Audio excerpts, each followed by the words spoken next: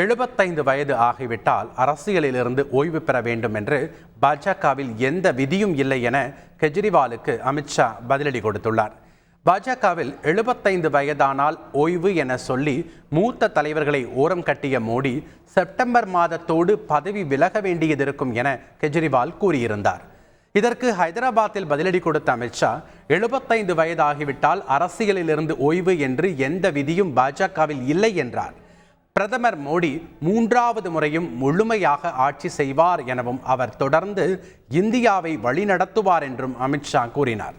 கெஜ்ரிவாலுக்கு பிரச்சாரம் செய்யவே இடைக்கால ஜாமீனை தான் உச்சநீதிமன்றம் வழங்கியிருப்பதாக அமித்ஷா சுட்டிக்காட்டினார்.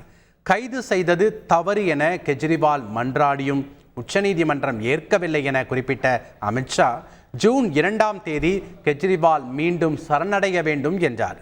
ஜாமீன் வழங்கியதை குற்றமற்றவர் என புரிந்து கொண்டால் கெஜ்ரிவாலுக்கு சட்ட புரிதல் பலவீனமாக இருக்கிறது என்பதே அர்த்தம் எனவும் அமித்ஷா விமர்சித்தார். செய்திகளை உடனுக்குடன் தெரிந்து கொள்ள உடனே சப்ஸ்கிரைப் பண்ணுங்க.